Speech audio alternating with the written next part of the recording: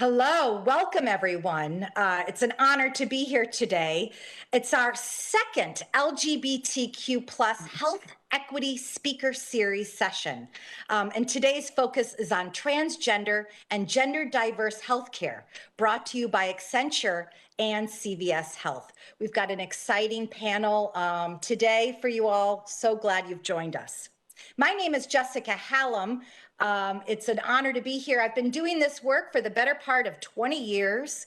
And most recently, I was at Harvard Medical School working with current medical students and faculty on LGBTQ plus healthcare with a special attention on transgender and gender diverse patient care. We're joined today by an esteemed panel that brings together so much experience and expertise. So let me go ahead and introduce our panelists for you all today. We are joined by Beck Bailey. Beck is the managing director at Accenture, working across the global inclusion, diversity, and learning and leadership development teams. Sorry, that's a lot of teams that you are across. Beck joined Accenture from the Human Rights Campaign, where he led the Workplace Equality Program focused on greater workplace inclusion for LGBTQ people. An openly transgender man, Beck is a nationally recognized expert on transgender inclusive workplace policy, including issues of healthcare coverage and access. Wonderful to have Beck with us today. Dr. Jordan Pritzker is a Senior Clinical Solutions Medical Director at CVS Aetna's Medical Policy and Operations Department. Before Aetna, Dr. Pritzker was a practicing OBGYN for 20 years. Wonderful to have an OBGYN with us today, Dr. Pritzker. And Leah Stokes, all the way from Chicago. Welcome, Leah.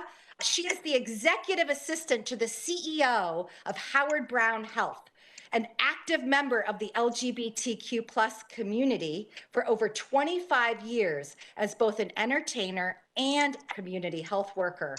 Born and raised in Gary, Indiana, Leah has lived all over the country, employed in the cosmetics retail industry, which many of us in the CVS audience, I'm sure will find exciting to hear you bring together all of your experiences for us today, Leah.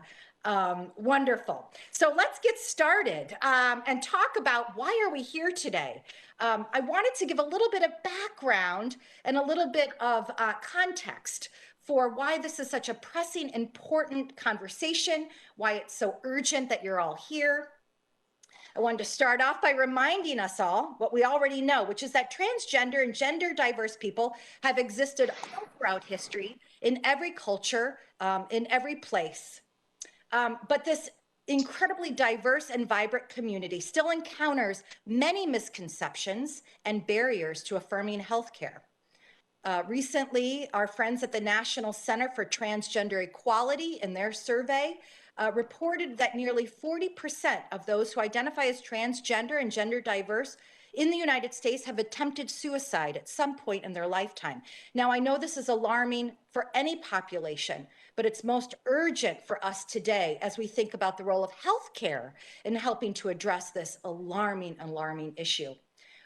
We know that there's so much that can be done, both on an individual and local level, as well as legislative and larger issues. So that's why we're all here. We're here to build some trust, demystify some misconceptions, put the focus on the equity of the healthcare of this important group of people. So that's why we're all here. The second installment of this wonderful CVS Accenture venture, the LGBTQ plus Health Equity Speaker Series. We're going to talk about real live solutions, some of the challenges, some of the concerns, and the ways that everyone can be a better advocate in healthcare equity. We're going to talk about three areas today. Three important pillars we are going to address together from our incredible panelists. So panelists, I'm going to ask you to think about these three important areas. First, I want to talk about the transgender patient experience. I specifically want to hear from you all about what are transgender patients facing in healthcare?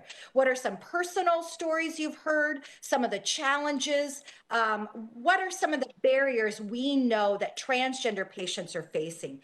And then we're going to talk a little bit about the healthcare system in the largest sense, right? We've got incredible advocates and leaders on this phone call today.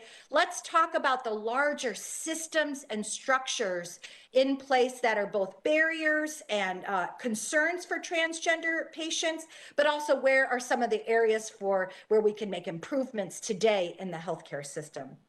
And then, of course, I'd love to hear from each of you about, what's the work left to do? What's the path forward? What are some ways on an individual level we can make changes today? And what are some big issues we can all be more engaged with as we seek to all create a better world for transgender and gender diverse people? So, couldn't be more excited to have this conversation. Listen, we're all here. We're all boats are rising. It's all hands on deck. Let's discuss, like in the other series, what are some of our guiding principles for having what can sometimes be a challenging or new conversation for some of us. So first and foremost, we want to remember that not all of us have all the answers. We are here to learn. We're here to share what we know. We're here to figure out where we need to learn more. So let's just all be mindful that we represent ourselves. We are bringing our knowledge forward, but that no one knows all the answers, and we're all on a path to learning more. And number two is, of course, we want to give grace to each other. If anyone makes a misstep, it's a good rule for life, how to treat each other with grace and caring. We're all in this together, how to be mindful of, we're doing the best we can, especially on our shared missions. And number three is we're really talking about health equity. And this is an exploration of health equity. And that might be a new idea for some of us, this idea of equity versus equality. We know we're excited to learn more. It's a question that comes up a lot, right? What is equity?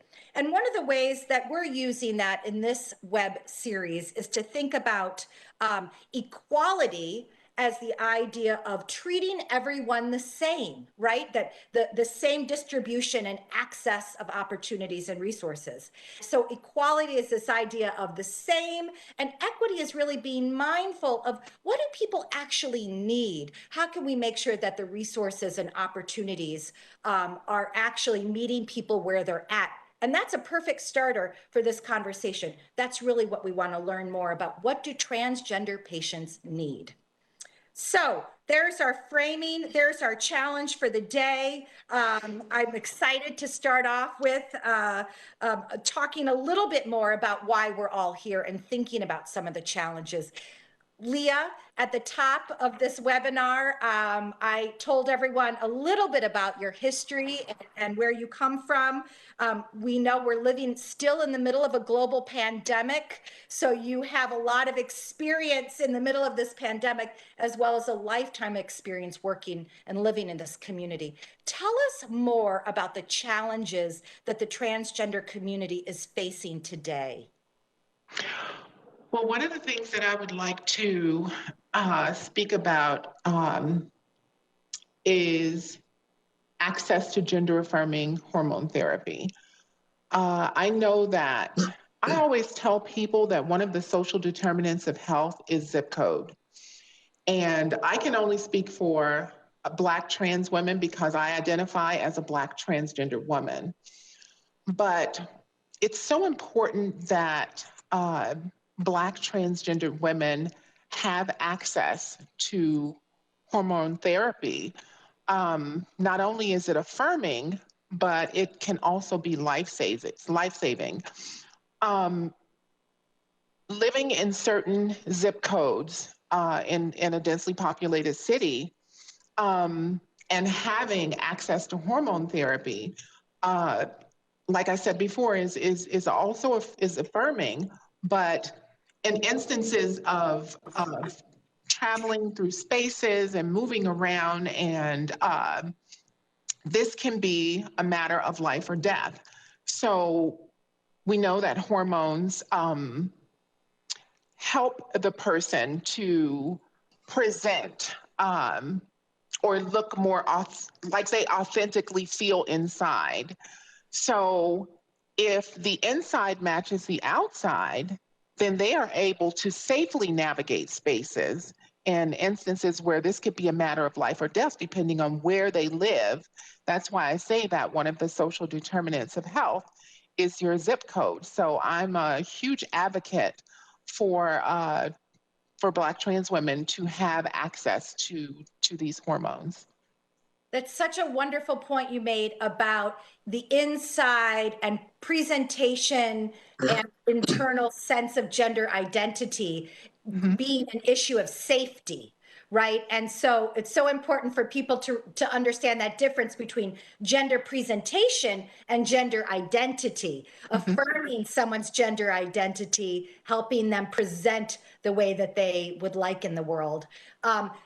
Beck, this makes me think of moments where that might be a moment of trauma or pain, that presentation that might be different or confusing maybe to a healthcare provider. What are some challenges that you hear and feel as a transgender person in this moment of presentation, internal, external? Yeah, thank you. I think I like to think about the challenges along kind of three lines, right? One to me, and I think this goes to the heart of your question, first and foremost, is the challenge of kind of a lack of knowledge or exposure of healthcare providers and practitioners to the transgender community. So I know as a transgender person, if you've never met or talked to a transgender or non binary person before, that lack of exposure or knowledge makes you uncomfortable. And when I show up and you're uncomfortable, guess what? I know that, right? So even if all of your intentions are good, even if you're really working hard, sometimes just that discomfort showing is enough to signal to a trans person for them to take that signal as kind of a rejection or an unwelcoming message, even if that's not your intention. And the impact of that, misfire, if you will, is that trans folks are perhaps going to stay away from seeking healthcare, right? And this is separate from the very real, tangible experiences of discrimination that transgender people have faced, where they've been turned away actively by a provider or misgendered or treated poorly in other ways. So we have kind of this real layer of kind of active bias and discrimination. And then we have this layer of unconscious bias and our discomfort as people with the unknown, with the unfamiliar. And all of those taken together are really active hurdles for trans folks to kind of overcome just getting in the door, right? Just showing up for healthcare, right? I And yeah. that's before you get to some of the other structural challenges. That's just getting in the door. I mean, I can't help but hear that, Leah. I want to circle back and ask you about, you're in the middle of a very busy health center, thinking about all of this anxiety, this discrimination, the fear of what you will face in a doctor's office. How did that manifest during a pandemic? Did you see compounded effects? What was that like for trans people seeking healthcare in the middle of a pandemic? And what lessons could we learn from this? Well, I work in an administrative office that is separate from our medical clinics. We have 11 clinics across the city, but one of the benefits that we had was having access to telehealth, which was able to allow a lot of our primary care providers to connect with our patients without them having to risk their safety during the pandemic. So we were able um, to pinpoint any issues that they had. Luckily we had access to telehealth. But, as the city has been open and we're getting back into the swing of things, we're going to be opening up our clinics soon. so that everyone can have face-to-face access to much needed healthcare. I think that's a wonderful segue into thinking about some of the positive developments of this moment. Telehealth, we've heard so much, thinking about the kind of trauma. I mean, Leah, you described navigating streets as a transgender woman, seeking, needing hormone, needing hormone replacement therapy from a healthcare provider, thinking about those streets. For Beck, thinking about navigating a doctor's office, telehealth feels like a positive outcome for transgender patients. So that's a good question for Dr. Pritzker. Tell us about telehealth. What happened during COVID with that? Where are we going with that? So telehealth for the pandemic basically kept a lot of people engaged in healthcare, especially in the transgender population. We know that coming out of this pandemic that many patients are seeking care with their providers and are going back to the providers' offices. In behavioral health, on the other hand, it seems like the telehealth services are really sticking with a lot of patients. They're really accessing behavioral health services through telehealth, which is terrific. There is no physical examination involved with a behavioral health evaluation. That would go to the primary care provider, the specialist who would need to do the physical examination. Can be challenging for certain maladies to do through telehealth. But when we're talking about behavioral health, it's the ideal thing. And it is terrific that our behavioral health utilization has stayed pretty high now that we're approaching post-pandemic healthcare.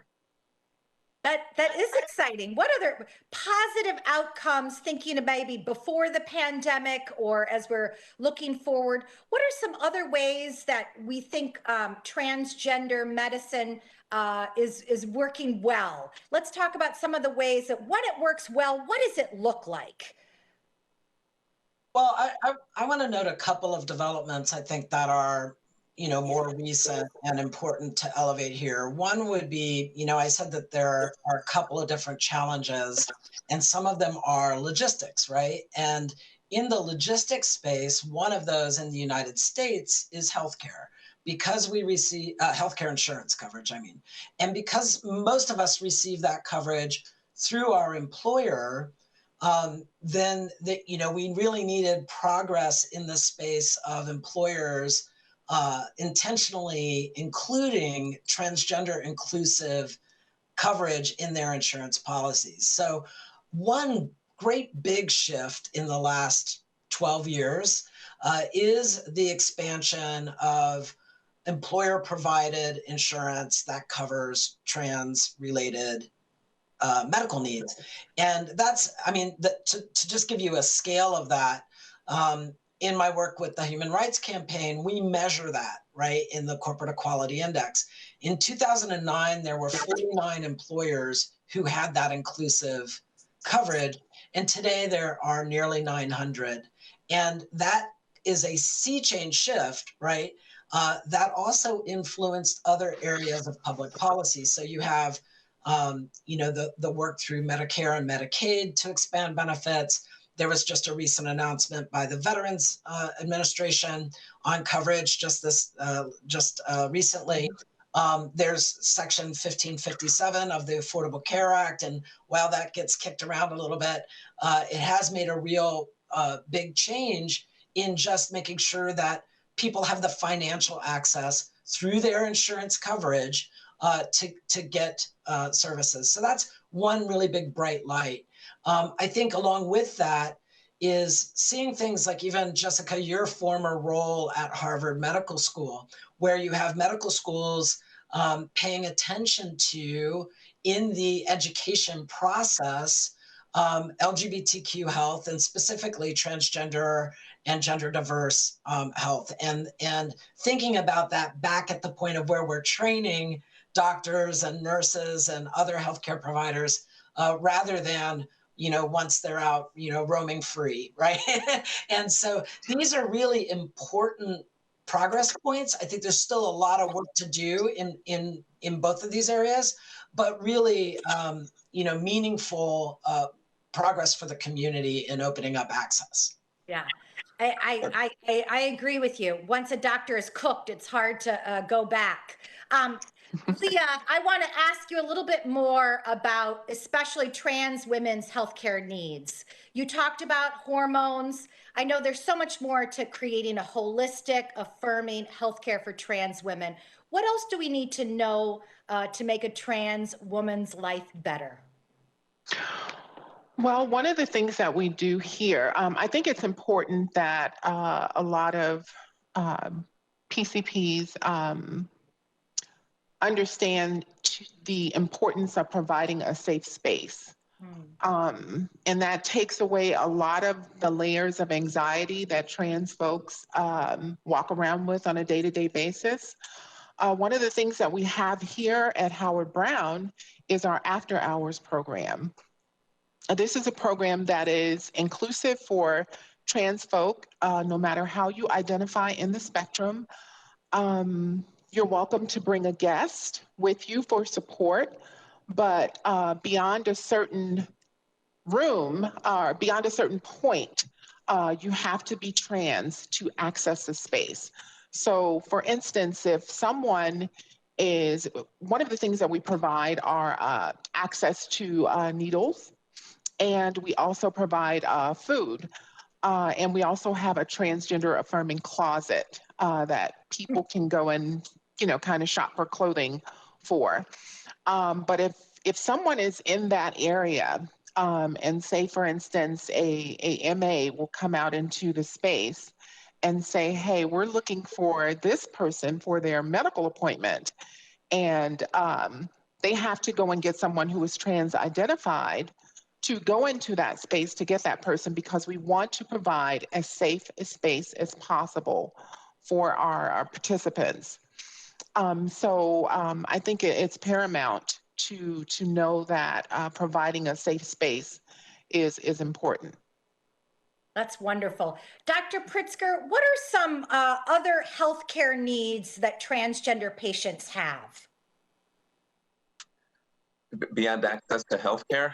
Well, no, healthcare. Thinking about, if we want to think about every specialty, every area of a healthcare experience, what does a holistic transgender healthcare experience look like? Maybe it doesn't exist yet, but what does it look like from a provider point of view? Well, it would be providing services for essentially what could be considered the full continuum of care for one going through a transition. And we know that not everyone goes through all of the steps of transition. Some may opt for hormone therapy, others may opt for surgical therapy, some may just access behavioral health. But the linear transition could be considered as starting out with accessing behavioral health services, to which now with telehealth, we're able to improve that access literally around the world. Following the behavioral health, one could consider hormone therapy as the next transition step. At least for us at CVS Aetna, hormone therapies are covered. GnRH agonist therapies are covered. Moving from behavioral health and hormone therapies into gender affirming surgery. And whether one will choose to have surgery or not is a very individual choice, whether it's top surgery, bottom surgery, or the facial and body contouring surgery. The historical issue has been lack of access to the surgery. We know that the first phalloplasty wasn't done until 1959. The first vaginoplasty wasn't done until 1931 in Europe. Before that, we just didn't have these surgeries. And until the most recent, I'd say 5-10 years, we didn't have that many surgeons performing these surgeries in the United States. When I was a resident back in 1985, my chairman was literally one of the world-renowned vaginal surgeons. And we'd had a patient come to us who was trans feminine, had a vaginal prolapse, and I was on rotation with him while we took care of that individual and basically reperforming the vaginoplasty because the previous vaginoplasty procedure had failed. And we think we did a pretty good job at this vaginoplasty for this individual. And in the last 5-10 years, there are more and more centers opening up that are performing the surgery. There are a few centers that have fellowship programs. So essentially, the supply of surgeons wasn't there for these individuals to access the surgical care. We're not getting that for bottom surgery. For top surgery, it's pretty much a commodity, whether it's breast removal surgery, breast augmentation surgery. And at least for us at Aetna, we have many in-network providers available to help with our membership. After surgery, then one has to consider what one's genetic makeup is in looking at preventive healthcare services. In that if one is transmasculine but still with breast, one still needs breast cancer screening. And as one who may be a trans feminine individual still has a prostate, you still got to think about your prostate preventive care screening down the line. So the continuum of care is pretty extensive. I think that our healthcare providers at large are becoming more and more aware of our transgender individuals. The American Medical Association has had a significant push in the last year for health equity, focusing on transgender with a number of publications, as well as most all of the other medical societies. American College of Obstetricians and Gynecologists, 2 years ago at our last in-person annual clinical meeting, we had one of the bottom surgeons give one of the keynote speeches at the meeting, which was very well attended. So I think there is a huge evolution involved here and a huge societal acceptance, especially in the healthcare community. Yeah, Beck, please. Yeah, I want to kind of dovetail on that a little bit, because I think, there's all of the scope of transgender specific medicine, right? Related to my transition, my ongoing hormone replacement therapy. As Dr. Pritzker said, in my case, I still have ovaries, right? Like what I need to do to care for my body in all of these contexts. And then there's all the other healthcare that transgender people, because we're people, experience, right? The dentist, the emergency room, the this or that. And I want to kind of give a little bit of color to that through one experience that I had. About 6 years ago, I shattered my leg skiing, and shattered is the word to use. I just destroyed it. And that experience for me, in that moment of being kind of, brought down the mountain to the clinic, I knew that as soon as they took my ski pants off, they were going to know that I had a different body than other men that they interacted with, and that was going, my transgender status would be revealed. And I had apprehension about that. But it also meant that, there were caregivers all through the process, and then medical considerations all through the process that were different because I'm trans and because my body is different. So, would I be referred to properly? How would they house me in the hospital room? Would they house me in a room shared with a man, or would they, make a different decision? My documentation said that I was male and had my name Beck, but not all trans people have that, right? So there's lots and lots of considerations there. There was everything from, honestly being in the emergency room and needing to use the restroom and my body and what, help they could give me in order to facilitate that, right? And this goes on and on and on. It goes through, for example, when I was going to have surgery to repair my leg, they wanted to stop my testosterone therapy because that's what they do. Cisgender men who take testosterone therapy, it's recommended that they stop that for any surgery. But it's not the same necessarily, right? And so there are a lot of interactions all the way through the healthcare process in an emergency like that, or also in day-to-day healthcare that isn't, say, trans specific.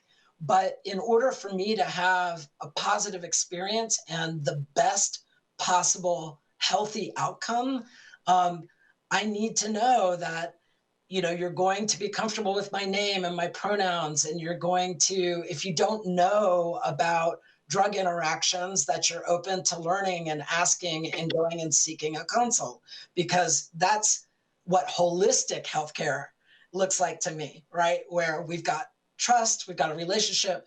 You're considering my whole outcome, with my mental health as part of that, and we really work together to make that happen. That's perfect, right? You just named emergency rooms and orthopedic surgery that weren't rattled off in Dr. Pritzker's list of, a transgender journey. But those are two huge departments that many of us interact with over a lifetime. Leah, other additions to this idea of holistic healthcare? Well, just to piggyback a little bit off of what Dr. Pritzker said, the importance of behavioral health. Being someone who has attempted suicide before, and I'm also a survivor of sexual assault, so I suffer with very deep-seated anxiety issues. I think it's very important to understand that so many trans people come from various layers of trauma, and it's important that we address that in introductions to healthcare. And behavioral health is so pivotal. Having access to talk to someone, and that behavioral health piece can also carry over into once we treat that person holistically via behavioral health. I think it's easier for the person to make the transition over into actual healthcare, and seeing a primary care provider and understanding their body and what goes on. So connecting those two together is very important. Leah, adding to that, what are some ways that providers can be mindful? So you've talked about going to a primary care doctor. If I am a transgender person and I don't have access to a clinic like Howard Brown, and I'm somewhere else in the country, how can a primary care doctor create a better environment for a transgender patient? Understanding everything you've just said, how can I, as that primary care doctor, do better for transgender patients? 3 very important things. Number 1, know that we are the experts of our body. If there is something that you don't know, ask the person. Number 2, trans people are not a monolith. We are a beautiful array of people who identify differently, all under this one beautiful big umbrella. So we don't all have the same experiences. So it's important that you understand that. And lastly, it's important that you meet your patient where they are. Again, we come from varying experiences. Everyone does not walk the same path of life. So it's very important for you to meet the patient where they are and understand their journey. So I also wanted to add to that and say that it's very important to have trans-identified people working in your clinic. So thinking about having some sort of hiring event and looking for trans talent to work in your agencies or your offices. It's important when that person is first accessing healthcare. One of the most important jobs in public health is the PSR, the patient service representative. And seeing someone who is trans identified that looks like you, I believe Beck said earlier, when we access healthcare, we are afraid. We don't know if we're going to face that rejection. So seeing someone that looks like us and identifies as trans that's a big deal for us, you know? And that also plays into the piece of retention. So if they know that there is someone like me who identifies like I do that works at this place, of course I'm going to want to come back. I'm going to want to continue my health care at this place because I know that I'm going to be affirmed and that this place is going to take care of me. Great advice, Leah.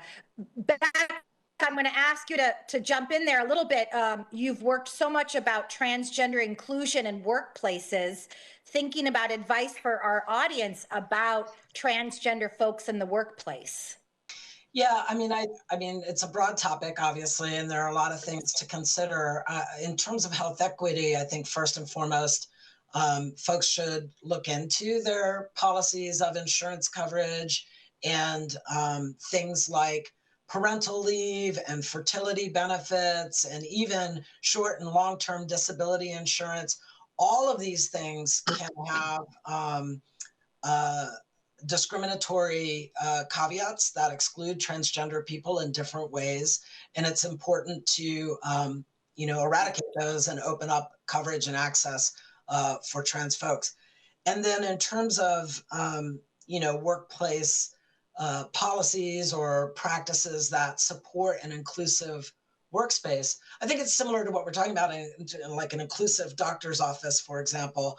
Um, you know, Representation, what Leah was just saying about, if I never see any openly transgender or non-binary people working in your company, it's hard for me to imagine myself there. And it's important to have and recognize visible leaders in the firm so that people have possibility models that they can look to and know that they can thrive in your office. But that takes work to make those policies first fair and equitable, and then secondly, make your culture more welcoming. And that does take that effort of building knowledge, building comfort, having the dialogue. Yeah. Dr. Pritzker, it's been such an honor to get to have you here because you've done so much at CVS Aetna in thinking about not only the patient experience and the coverage you provide, but the internal workplace. I wonder if you have anything else to share about engaging with transgender people in this process. What are we not thinking of? What's on the horizon, either in terms of coverage or workplace issues for transgender people? So about 3.5 years ago now, we had set out what we call a journey mapping process at Aetna, and we engaged nurse management, pharmacy folks, compliance people, legal people, and we had 2 individuals who had gone through the transgender transition, who were employees of Aetna, join us. We'd all met in Hartford, and we developed what we call our journey map process, which has facilitated how we approach our transgender coverage policy, as well as how we manage to our plan sponsors and advising them on what coverage they should provide for their membership. Yeah. That's a terrific. I love this idea of a journey mapping, a person's journey. We talk a lot about people's gender journey, but you also did an internal thinking about the entire organization journey. I love it. So while I've got you, Dr. Pritzker, we talk a lot about doctors, like you're not in the room. Peel back the curtain a little bit for us, Dr. Pritzker. You mentioned the 80s. Tell us about how you went about, obviously you had some in residency. How did you go about learning more about transgender medicine? What are some of the ways that doctors or other healthcare professionals today are learning about transgender medicine? So in the 90s and 20 years ago was probably a little bit more challenging because there wasn't that much published about transgender individuals. Today, every medical society has documents, committee opinions, how to manage your transgender populations. So in the last couple of years, there's really plenty of information for physicians to engage and to learn and to embrace this population. Yeah, that's a wonderful reminder. There's so much that has been published now that doctors and nurses, people can really lean on. I will just sort of say, my wheelhouse has been medical education for a while now, and it is really changing quite rapidly. Medical students more and more are identifying as LGBTQ. LGBTQ med students are feeling safe to be out. And make that a part of their medical school experience. Residency programs are looking for leadership. We're almost hitting this like disconnect between what the faculty can teach them and what the medical students want to learn. And that's where some of these gaps exist and why webinars like this are so important. It's really filling the gaps between what we know, what we need to know, where the patients are, and where some of the more senior faculty are right now. Dr. Pritzker, other advice, thoughts for doctors who are listening right now? What can a doctor do today besides going to their associations? What can a doctor today learn to how to do better? Really, every individual is an individual, whether they're transgender or non-transgender, being cisgender. And really, it's everybody has a heart to treat. Everybody has kidneys to treat. Most people still have their gallbladder to treat. Some have the gallbladders removed, so you don't have to worry about them anymore. But people are just that. People are people. Yeah. And it's just managing to the individual who may be sitting on your exam table, sitting across from you at your desk, or now facing you on their iPad or through their telephone. Just individuals to manage them, take care of the medicine, take care of the behavioral health. Let's talk a little bit about maybe not gallbladder specifically, but Leah and Beck, you alluded to it a little bit with your knee. Other sort of like moments in transgender medicine that have to do with all the other parts of your experience where we have maybe some access challenges or some highlights, things that are going well, or some challenges in the large scope of the human experience. What are some of the big picture? Yeah, well, I want to tag on to something that Dr. Pritzker just said, which I think is sometimes gets lost in the discussion, right? Like people gets, I believe that people mean well. And so in many cases, people mean so well, they're like, I just don't want to make a mistake. Tell me the exact words to use. If I don't know the exact words to use, maybe I'm just not going to say anything at all because I'm a little afraid of hurting anyone or messing up. And I think that locks us up sometimes. And what Dr. Pritzker just said that is so important here is this connection on a human level. I think that there's a way, if you don't know about trans folks, that if you just express from a real, kind of heart-to-heart place your desire to help, that people will help you. And like Leah said, we can help you too, right? And I'll give a couple examples from my own life. I remember being rushed in the emergency room. I remember saying to my nurse, hey, I'm transgender. Do you know what that means? And she's like, kind of, but I don't know a lot. And I was like, wow, that was honest, And I said, okay, I really need to use the restroom. And she's like, okay, you're going to have to help me with that. And I was just like, that was the freshest, like realist, most human response. And I was like, fine, I can do that, right? I can tell you I need that device and not that device, right? And, another example that's kind of like that is, my doctor who was going to take me off hormones for surgery. And I said, hey, you know what? Why don't you do me a favor? Just call Fenway Health. It's a LGBTQ health center in Massachusetts. They have specialists there. Why don't you just talk to a specialist in trans medicine and get their opinion? Because I'm not a doctor. I wasn't going to convince her. But the fact that she was like, oh, sure, I'll make that phone call. I was like, okay, that's the way we do this, right? And so I guess my thing that I wanted to tag in is just don't forget the human connection you can make. If you came to my bedside and said, I'm your nurse, I want to take care of you, how can I help you?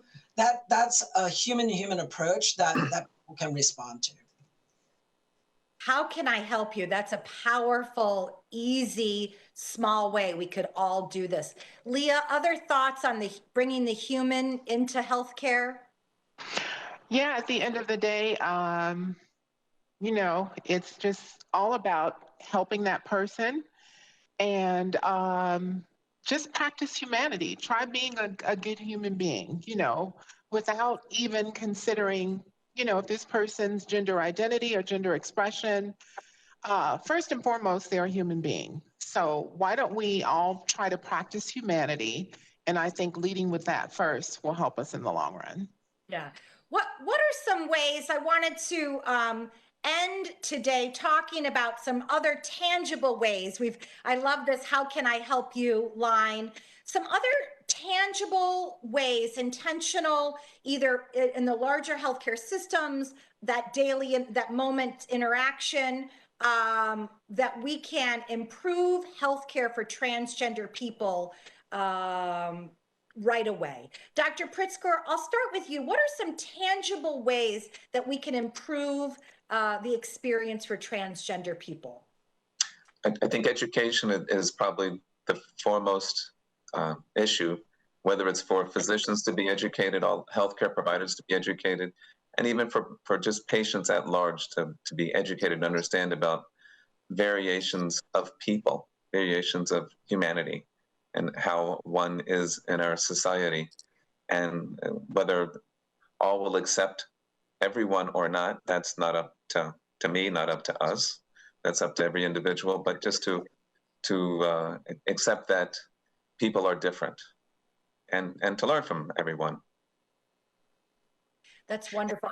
Right. The idea of educating ourselves about gender, the difference between sex assigned at birth and current gender identity. There's more and more written about it, as we've discussed. There's more and more published, more and more webinars we can go to understand some of the basics about gender identity, and to learn some, so that when a trans patient or when all patients are in front of you, we could talk about gender in a little bit more of a comfortable way. I love that. Educating ourselves, finding those opportunities. Beck, what are some thoughts about positive ways we can implement a better healthcare experience for transgender people? Yeah, I mean, I think this education pieces component is really important, and I also think folks do have to kind of talk about it. They have to practice. Like, if you've never used the pronoun they, them, for someone who is non-binary, and you are trying to do it for the first time, I'll tell you what, it's going to be a little, it's going to be a little rocky, right? Our language is very habitual to us. And in order to do things differently, we do need to actually kind of practice and say the words aloud. If you've never said transgender and cisgender and lesbian, you need to practice these words, right? And so I think part of it is, really getting in conversation and use the professionals around you. There are organizations like the Human Rights Campaign or SAGE, which works with LGBTQ elders. Engage with those professionals and learn and have them dialogue with you and your team. If you run a doctor's office, you could have someone come in and work with your team to build those muscles and really work on kind of the awareness piece, but also embodying that education, right? Mm-hmm. I love it. Leah, you've described so many tangible ways, a few tangible ways. I'm thinking about the after hours special clinic that feeds folks and sounds like a party in a healthcare setting. You've described the closet where folks can come and get clothes and makeup, I assume, and other fun things, shoes. But I wonder what other ways, if you had all the money in the world, Leah, right? If you had all the money in the world and you were building a center from the ground up, right? Or you were building an experience from the ground up for trans people. I'm so curious what it would feel like, what it would look like, what would be different about it. Well, I think that when we think about making decisions in healthcare for trans people, it's important to know that you cannot make decisions for us if you don't bring us to the table. So it's important to have trans people in executive leadership roles to make these decisions, to know where money is allotted, to know where just how to treat us in general. You know, you can't make decisions for this community if we're not at the table. It's as simple as that. And you know, that's it. You heard it here first. I love that. I'm on board. I love the idea. I was thinking about when it comes to technology. I do want to end. We're here today because of technology. I did want to just touch briefly on that. That does really end up being such a barrier, such a moment where so many people can be turned off right away or tune out right away. Thinking about that user design, right? Having an actual trans people at the table when we design these systems. Many of us have been engaged in these conversations about forms and apps, and one can tell a trans person maybe wasn't at the table, right? I was going to say, I was going to say, I've got a great example of that. You know, that I was trying to use a telehealth app, and it asked about my gender, and you know, I assumed my legal gender given the construct, and it, you know, it wouldn't let me pass through what I was trying to pass through because I put male, right? Which is my legal gender, but not my sex assigned at birth. And as an experiment, I asked my partner, who's a cisgender woman, to do the same app, and she got through that gateway, right? And further into that user interface, they asked, well, what's your gender identity? And they had, you know, trans masculine and trans, you know, they had this fuller selection.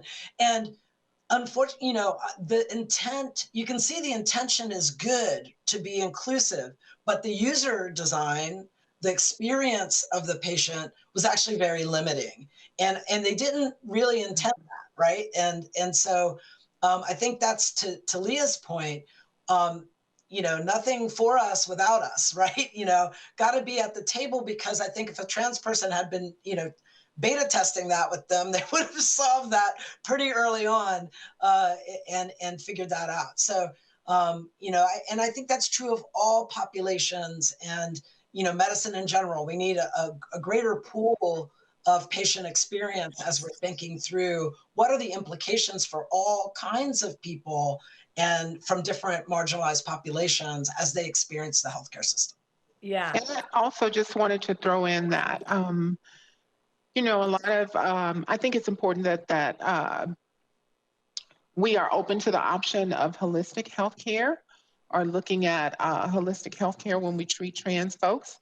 You know, behavioral health, the behavioral health piece, speaking about that, and also thinking that, like, when you are prescribing hormones to a transgender person, that's great.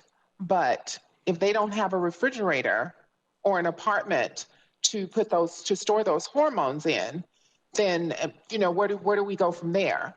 So looking at holistic healthcare, you know, thinking about behavioral health and thinking about housing and those other things that the community needs, because we do unfortunately face a disproportionate levels of homelessness, you know, amongst other things. So thinking about a holistic healthcare approach, I think, is key. It's such a good reminder. Dr. Pritzker, final thoughts about this patient-centered healthcare experience that I think both Leah and Beck have really called us to think more about. Thoughts about what that looks like. It's just that. It's a patient-centered healthcare experience. I mean, the title in and of itself is what it should be for everyone and for all. Yeah, yeah, yeah. It's such a good reminder that really thinking about, medicine has had such a hierarchical industry, such a hierarchical profession, and how to really sort of flatten that so that we can really, just like going back to all these points about what can I do for you, listening, that thinking about the entire patient experience before they come into the clinic and after they've left the clinic, which we've really been reminded about.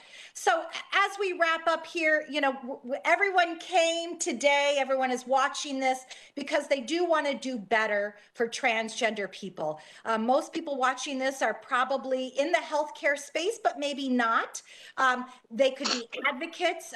They all have a voice, whether it's in their state level or their local level, national or international level. Tell us, the three of you, and I'll start with Dr. Pritzker, tell us what big picture or local picture can we do on behalf of trans people to make the world a better place?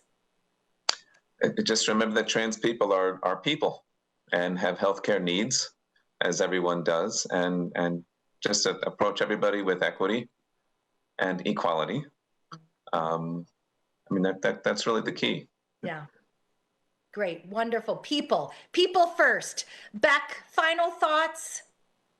Yeah, I mean, I think we haven't really had a chance to talk too much about the policy side of this, but there are policy actions related to this. So when I think about all the breadth of our audience, be aware of things like the impact of the Affordable Care Act and Section 1557, which is the non-discrimination provision, or the kinds of anti-transgender medical bans that are happening in certain states right now.